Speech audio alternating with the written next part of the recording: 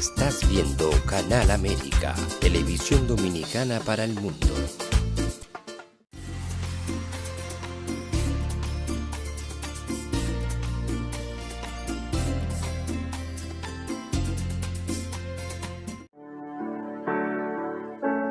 Sometimes life can be so damn hard. You don't know where to go. Everything keeps falling apart.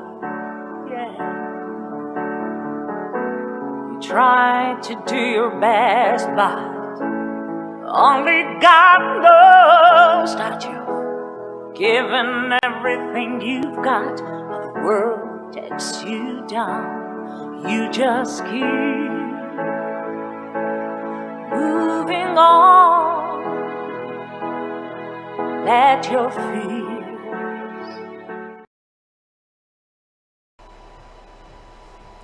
Welcome to a Time for Truth show.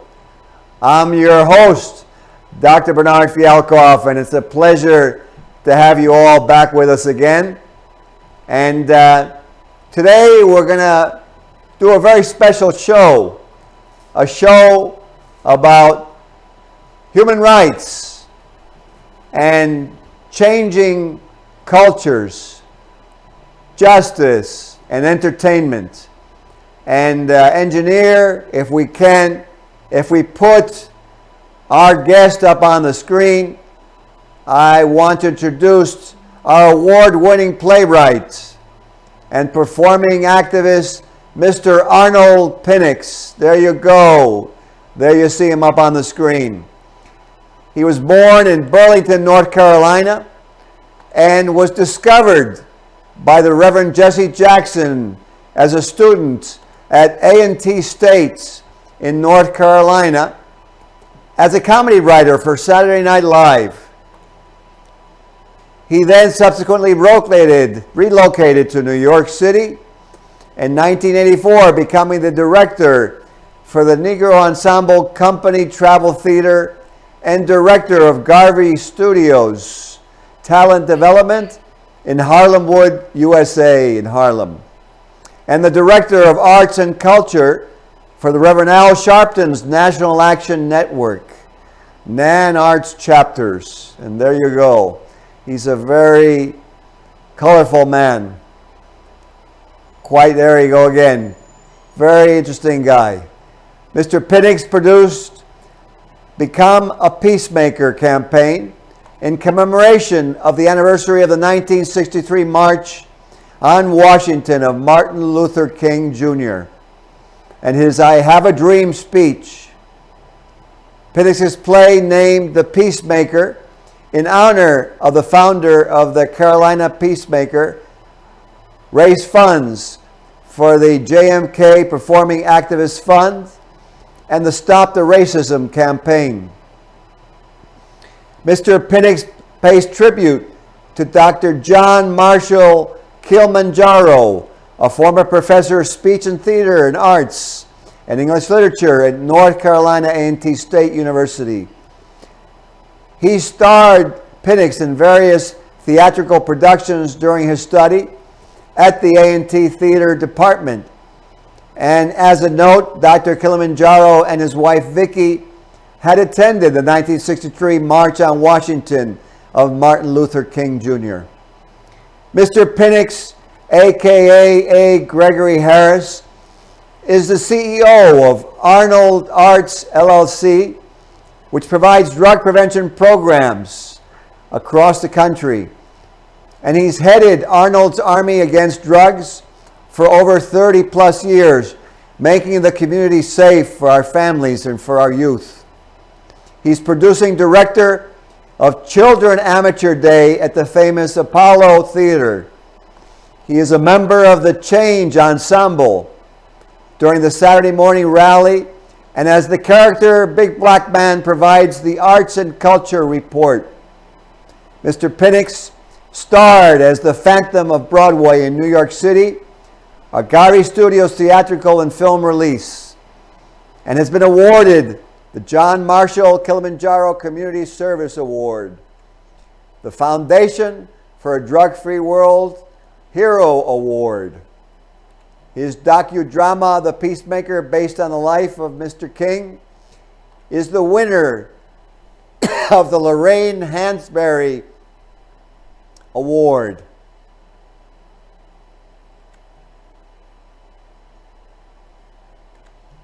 So, quite a biography, quite a background, prolific artists. And it's my pleasure, and Buddha, and if you can put them up on the screen, I'd like to welcome Mr. Arnold Pinnix to a Time for Truth show.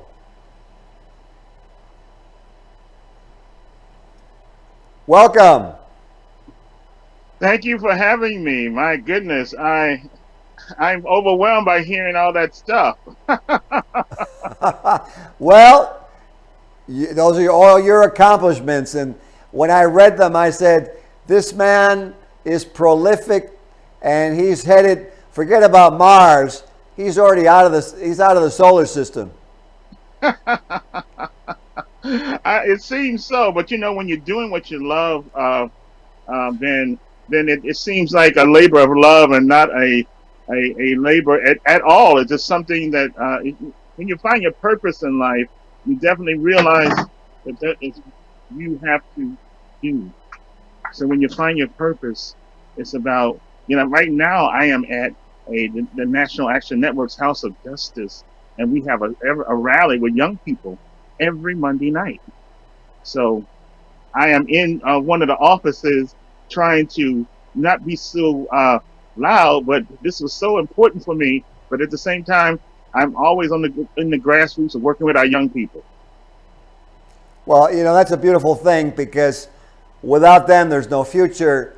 And really, what is it all for? Because life doesn't move on. So I think that's a great desire and mission that you've undertaken. I wanted to ask you a question, because there's so much we have to cover in this show, is what actually got you started in arts and entertainment? What got me started was that I was a child who was very introverted. I watched a lot of television and watched a lot of, and I was like a daydreaming kid. I was always the one who daydreamed a lot. And the teachers would send reports home to my parents. Arnold's a good student, but he daydreams all the time. So I would daydream of magical worlds and places and what I wanted to be in life. And that's how I got started into being a visionary and a creative, to be able to create my own existence, not dealing so much in reality, because we're dealing with, I came up during the time of just when integration was starting. And so I was able to create my own existence. And I remember my grandfather telling me, Arnold, you're going to be okay because you create your own world. I create Arnold's world. And in my world, everyone can do exactly what they want to do, regardless of racial hindrances. So that's how I got started as a child, just dreaming of what I wanted to do and what I wanted to be. Very interesting, because, you know, I've studied a lot about illusions, imagery, and even if you look at the great athletes or the great artists, it's always said that they actually visualize what they want to occur, and then they have it occur. So looks like you were born with a gift that you came into this world with. Absolutely. And I do believe that if you can conceive it, you can achieve it. And that's how I've been living my life, my whole entire life. And I'm just so happy that it has impacted. But I came from second generation. My mom and my father, they were very much involved in the community. My mother was a youth director, so I was able to help and watch her change the lives, get scholarships for kids, and everybody she was everybody's mom.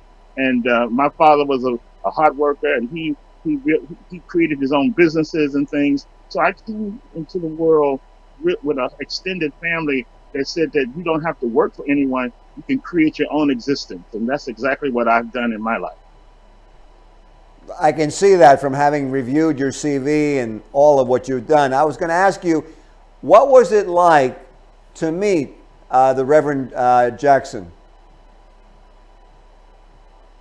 Well, you know, Jesse was always on the campus because, you know, he attended North Carolina A&T State University as well. And I went to school with his children, you know, Jesse Jr. and Jonathan. So they were always on campus, and he was always on campus. And it was ironic, he was running for president of the United States. And that's where the term "run, Jesse, run, Jesse, run" came from.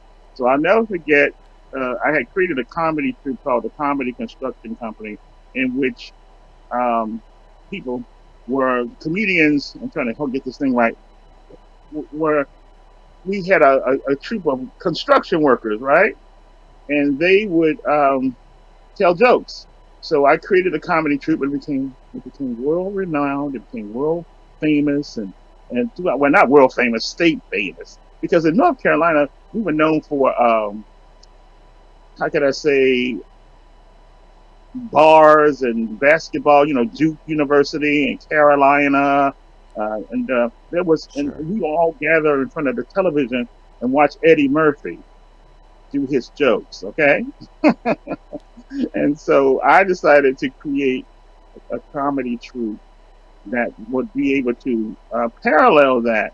And when I heard that Jesse was going to be on Saturday Night Live, then I realized that he's always on campus, right? And so I decided to approach him. And so he was sitting with a man by the name of Ben Chavis. Now, Ben Chavis is very big in the civil rights movement because Ben Chavis was one of the people who were in the sit-ins. You know, there was a Woolworths in Greensboro, North Carolina, and a group of students walked into Woolworths and sat down and would not leave until they were served. And Mr. Chavis was one of those people. And he was having lunch with Jesse on the campus of A&T. And I had heard the night before, because, you know, I was a progressive young soul. I got a house with no money down, and all the actors lived in it. And I heard that Jesse was going to be on Saturday Night Live, so I was in rehearsal and for a show called Ain't Misbehaving on campus. And I just found out that Jesse was in the commissary, so I approached him and I said, "Jesse, you are going to be on Saturday Night Live." Oh. Amazing. Well, you know what? Obviously, you're more than a playwright, artist. You're entrepreneur and really a very good manager. Very interesting how the whole thing developed. So, you know, you did this, I think it's a play or a book or a combination. I don't know what happened there. It sounds like looks like I'd lost you. But what I was going to say, Mr. Pinnix has actually developed a whole movie and also a book that he did about Martin Luther King.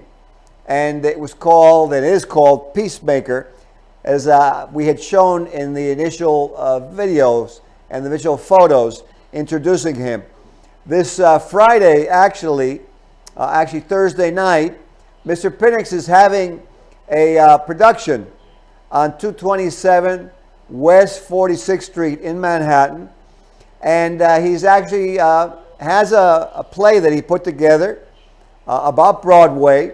And I know that he would want you to be there and to actually participate with him on this event.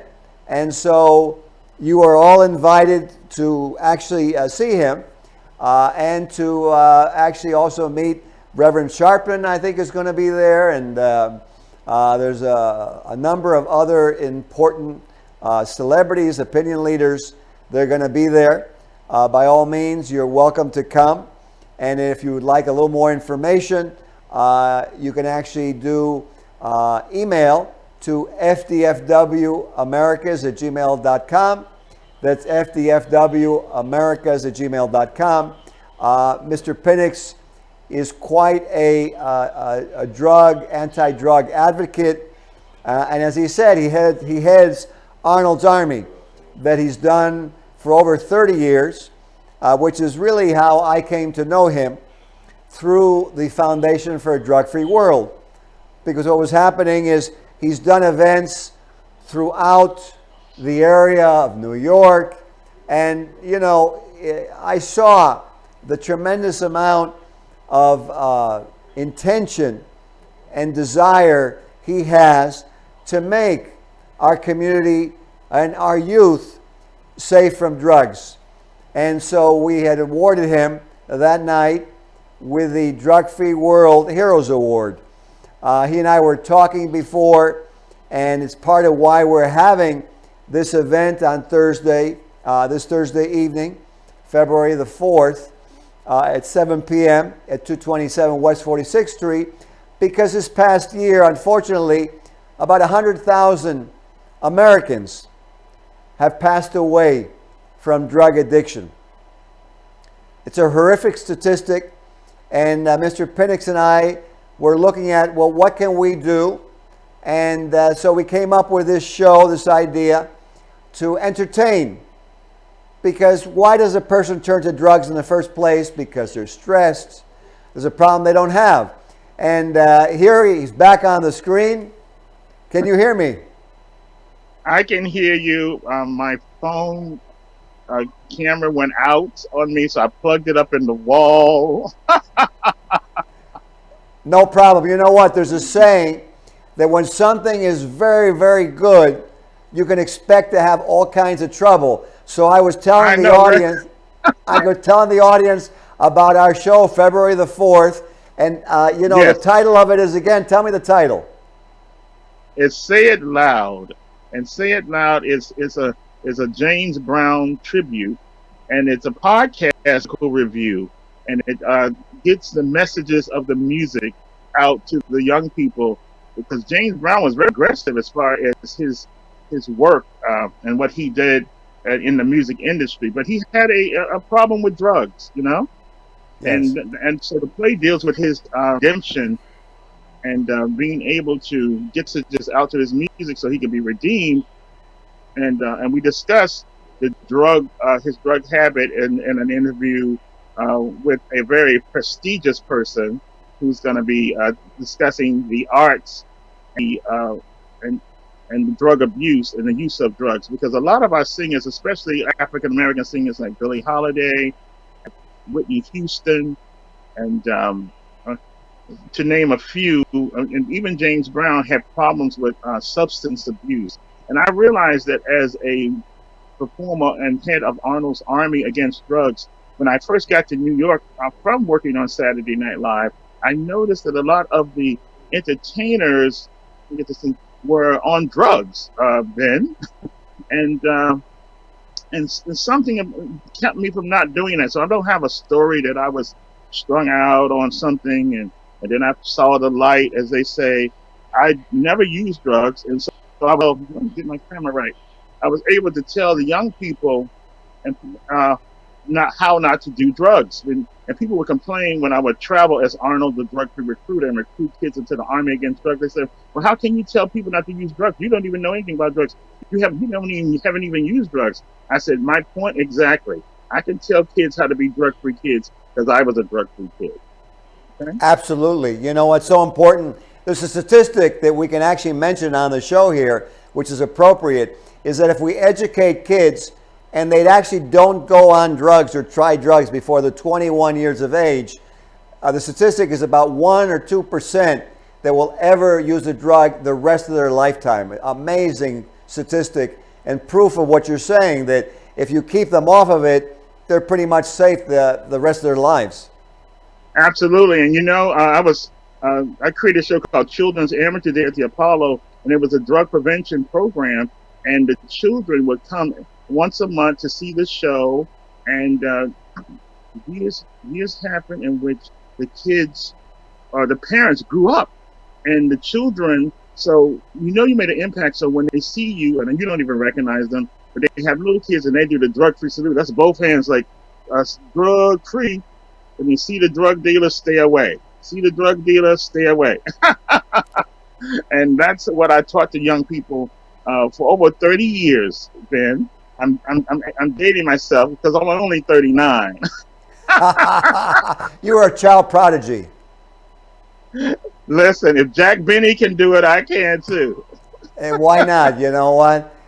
besides the fact that you're only as old as you feel. And, you know, sometimes I have to turn around and say, oh, that's right, I'm supposed to be 67 now. Let me see. How am I supposed to act today? Right? But, you know, working with young people keeps you youthful, you know. You know what? That's what's good about helping. You know, you have a secret there, because I can see that all means when I look at you, you're a young-looking guy. So people out there, if you're looking to stay young and healthy, you take advice from Mr. Pinnix, you stay drug-free, and you help the community. Would you say that pretty much sums it up, or? Absolutely.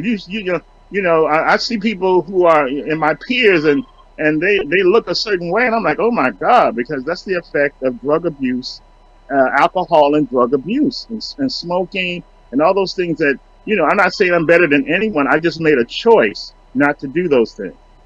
Absolutely. Let me ask you a question, because I saw that, I don't know if it's a show or a book or a combination on Mr. King. Tell us a little bit about that.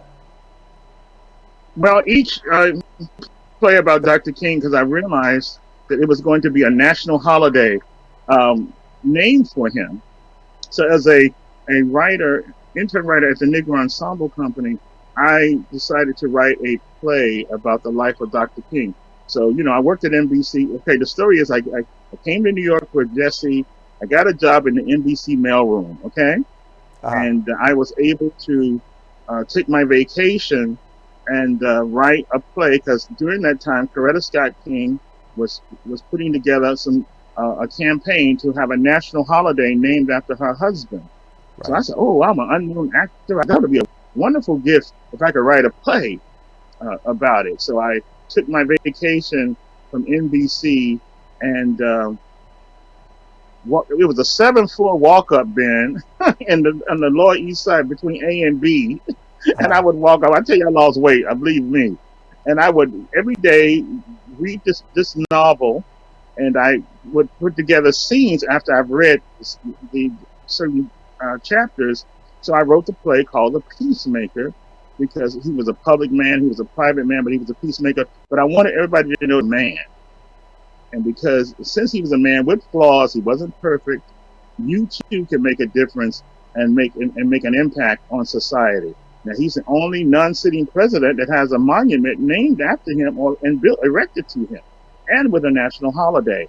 So that tells you that you can be a regular person and make a difference and make an impact on our society. And that's how I came to write the play, because I wanted to do a gift to the family about Dr. King. And at the same time, my director, Dr. Kilimanjaro, you know, when I came to INT as a freshman, it had pictures of him and Dr. King together and everything. So it was very progressive. And, you know, he even did Fiddler on the Roof. And when the review said the Fiddler, but my director didn't care, because he was like very progressive, because he knew that we were Hebrews, and he changed his name from Dr. Stevenson to Dr. Kilimanjaro, and the rabbi would come to the house, and Vicky would make leavened bread, and we would do Baruch Natoy Eloheinu. I mean, Ben, I was really trained, okay? You're the Renaissance man. And he said I can clothe you, but bleep if I can feed you. And that was Dr. Kilimanjaro, the highest mountain in Africa. Well, you know what? You know, I got to tell you, when I was a young boy and I had immigrated from Cuba to the United States, and I remember I must have been probably around 10 years of age or something like that, and I'd watch Martin Luther King speaking, and there was a way and a feeling that he exuded when he spoke, and you know, it was a beautiful thing, because even the marches were like a United Nations, and it was about humanity having human rights. Yeah. That's what I loved about him. Well, he definitely, I just wanted people to realize that he was human. And the play, The Peacemaker, deals with a lot of personal stuff. You know, he had a personal struggle. You know, he was a man who was aggressive, a young person. You know, he was finished at the top of his class in Morehouse, but he also had a personal struggle. And that personal struggle dealt with life and his infidelities. And So he had to deal with that, and he never wanted to, as they say, he never wanted to be the civil rights leader. You know, he just was articulate and very, very educated. So they chose him, and that had an impact on his marriage with Coretta and the family. So he never was able to be the father and husband that he wanted to be, because the movement took his life. And in other words, he got his calling, he got his purpose. We say 39, but he lived only to be 39 years old, and so did Malcolm X, 39 years old. So it's like, thank God. I make a joke about being 39, but can you imagine just living only 39 years? But it doesn't matter how long you live, impact that you make while you're here on this plane. Absolutely. Well, you know, we got to the end of the show. We have about a half a minute. So I wanted to ask you, do you want to invite the people to the show on Thursday? What would you like to say here at the end? I would like to say, support our drug-free campaign. I would like to make sure there should be a show happening on Fridays at the org, because the information is stellar. I invite them to watch YouTube. I'm sorry, the YouTube channel, because it's only 35 people can come to the live performance. So on Fridays we have a VIP audience of 35 people. Dominic Sharpton will be starring in it on the 11th, and Gwen Carr. So I invite everyone to look at our Garvey Studio channel, YouTube channel, to watch it and support the Drug Free World Federation, and support the Gwen Carr, Eric Garner's campaign for the Eric Garner Day. And that's what the whole purpose of this for Black History Month. It kicks off Black History Month. Of course, I say Black History is 365 days out of the year. So celebrate with us, okay? Good. So now, what is the YouTube channel name? What you say? What would be the YouTube channel name that they go on to? They will be going to Garvey Studios channel. Okay, so there you go. So tune in to Garvey Studios channel on YouTube, and you will see the show that Mr. Arnold Pinnix is putting on. And let's actually combat drugs. Let's get together, and as he said, let's share some lemon bread. Let's share our cultures together. I want to thank you for being on the show, Mr. Pinnix.